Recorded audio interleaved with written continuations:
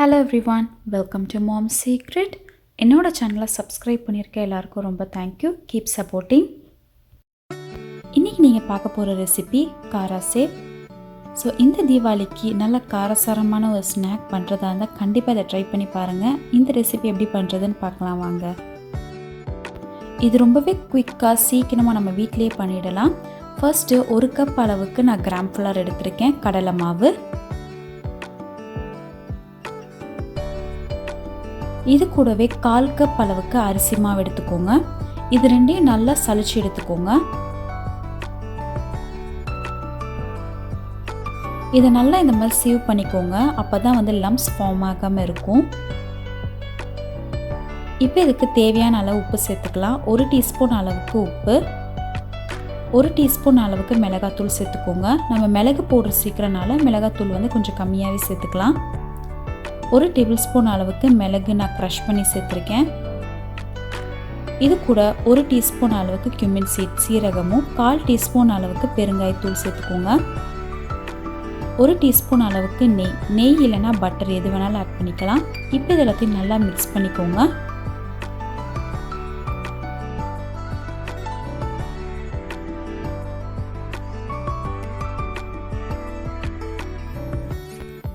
நம்ம ஆட் பண்ணியிருக்க மசாலா எல்லாமே வந்து மிக்ஸ் ஆகிற மாதிரி இதை நல்லா மிக்ஸ் பண்ணிக்கலாம்.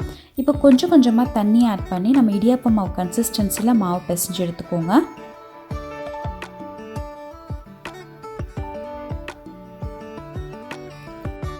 இந்த மாவு பார்த்திங்கன்னா லைட்டாக கொஞ்சம் கையில் ஒட்டும். நீங்கள் கொஞ்சம் எண்ணெய் ஆட் பண்ணிவிட்டு நீங்கள் மாவு பிசைஞ்சிங்கன்னா உங்களுக்கு ரொம்பவே ஈஸியாக இருக்கும். ஸோ இந்த மாதிரி எல்லா மாவுமே வந்து மிக்ஸ் ஆகிற மாதிரி மாவு பிசைஞ்சு எடுத்துக்கோங்க.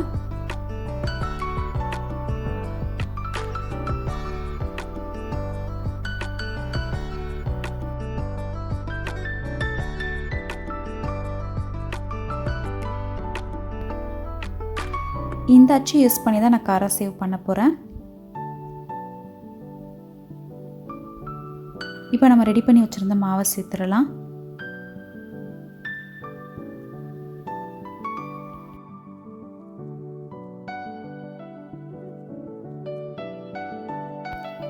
இப்போ ஆயில் பார்த்தீங்கன்னா நான் சூடு பண்ணிகிட்ருக்கேன். ரொம்ப சூடாகக்கூடாது, மீடியம் ஃப்ளேமில் வந்து ஹீட் பண்ணிக்கோங்க.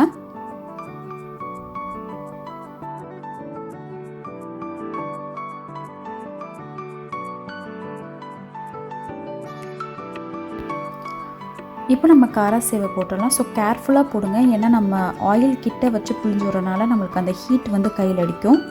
ஸோ இந்த மாதிரி மொத்தமாக புளிஞ்சு விட்டிங்கன்னா இது டைம் சேவிங்காகவும் இருக்கும், ப்ளஸ் வந்து சீக்கிரமாகவும் நம்மளுக்கு வேலை முடியும்.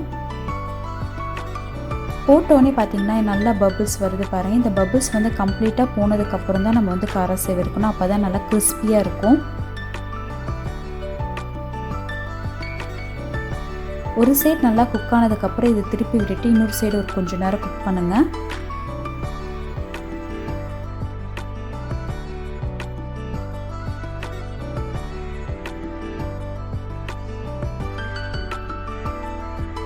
ரெண்டு சைடும் நல்லா குக் ஆனதுக்கப்புறம் இப்போ நம்ம எடுத்துடலாம்.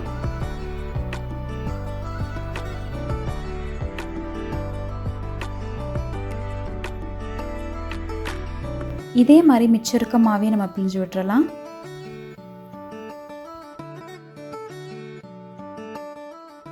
ரொம்பவே சிம்பிளாக குயிக்காக ரெடி பண்ணுற ஸ்நாக் இது. ஸோ இந்த தீபாவளிக்கு உங்கள் வீட்டில் இதை ட்ரை பண்ணி பாருங்கள். ஸோ நான் உடச்சும் காட்டுறேன், இது எவ்வளோ கிறிஸ்பியாக இருக்குன்றது நீங்களே பாருங்கள். ஸோ இது மட்டும் இல்லாமல் நிறைய ஸ்வீட் ரெசிபியும் என்னோடய சேனலில் நான் அப்லோட் பண்ணியிருக்கேன். இந்த தீபாவளிக்கு நீங்களும் உங்கள் வீட்டில் இதை ட்ரை பண்ணி பாருங்கள். அண்ட் இப்படி இருந்துச்சுன்னு கமெண்ட் செக்ஷனில் கமெண்ட் பண்ணுங்கள். இந்த ரெசிபியில் ஏதாச்சும் நீங்கள் ட்ரை பண்ணிங்கன்னா நீங்கள் எனக்கு கூட ஷேர் பண்ணிக்கலாம். இந்த வீடியோ உங்களுக்கு பிடிச்சிருக்கும்னு நான் நினைக்கிறேன். பிடிச்சிருந்துச்சுன்னா மறக்காமல் லைக் பண்ணுங்கள், உங்கள் ஃப்ரெண்ட்ஸ் அண்ட் ஃபேமிலிக்கிட்ட ஷேர் பண்ணுங்கள், சப்ஸ்கிரைப் பண்ணுங்கள். அண்ட் பக்கத்தில் இருக்கிற நோட்டிஃபிகேஷன் பெல் ஐக்கானையும் மறக்காமல் ப்ரெஸ் பண்ணிக்கோங்க. அப்போ தான் நான் போடுற வீடியோ உங்களுக்கு நோட்டிஃபிகேஷனோட வரும். Until then, stay tuned, stay healthy. Thank you for watching.